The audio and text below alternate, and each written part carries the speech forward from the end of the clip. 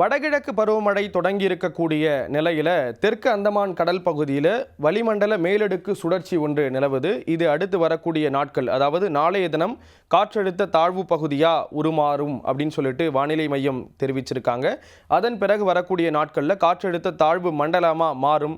இதன் காரணமாக தமிழகத்தின் பெரும்பாலான பகுதிகளில் மழைக்கான வாய்ப்புகள் இருக்கிறதா வானிலை ஆய்வு மையம் அறிவிச்சிருக்காங்க. அது தொடர்பான விவரங்களை பார்க்கலாம்.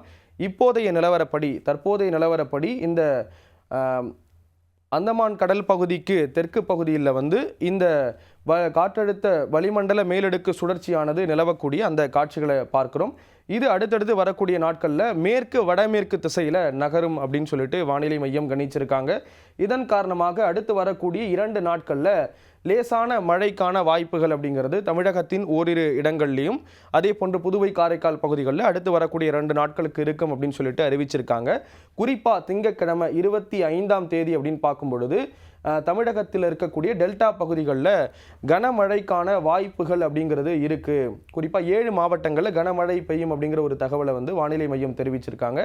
இந்த காட்சிகளை நீங்கள் பார்க்க முடியுது. இந்த பச்சை நிற பகுதிகள் எல்லாம் மழை பெய்வதற்கான வாய்ப்புகள் இருக்கக்கூடிய பகுதிகள். குறிப்பாக தஞ்சாவூர், கடலூர், திருவாரூர், நாகப்பட்டினம் உள்ளிட்ட மாவட்டங்களில் திங்கட்கிழமை 25ஆம் தேதி கனமழைக்கான வாய்ப்புகள் இருக்கிறதா வானிலை மையம் அறிவிச்சிருக்காங்க.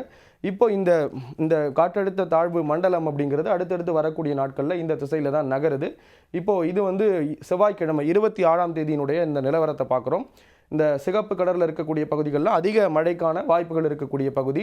இப்போது இந்த தாழ்வு மண்டலம் தமிழகத்தை நெருங்கி இருக்கக்கூடிய காட்சிகள்னால அந்த நாட்களில் மழைக்கான வாய்ப்புகள் அப்படிங்கிறது மிகவும் அதிகமாக இருக்கும். குறிப்பாக தமிழக கடலோர பகுதிகளில் இந்த மழைக்கான வாய்ப்புகள்ங்கிறது ரொம்ப அதிகமாகவும், உள் மாவட்டங்களில் கொஞ்சம் குறைவாகவும் இருக்கும் அப்படிங்கிறது இந்த காட்சிகள் மூலமாக நம்மளால் புரிஞ்சிக்க முடியுது. குறிப்பாக இது 27ஆம் தேதி அப்படின்னு பார்க்கும்பொழுது, புதன்கிழமை அப்படின்னு பார்க்கும்போது சென்னை பகுதிகளுக்கு இந்த காற்றழுத்த தாழ்வு மண்டலம் அப்படிங்கிறது மேல் நோக்கி நகர்ந்து வருது. இதன் காரணமாக சென்னையிலலாம் மழைக்கான வாய்ப்புகள், கனமழைக்கான வாய்ப்புகள் அப்படிங்கிறது இருக்கிறதா வானிலை மையம் அறிவிச்சிருக்காங்க.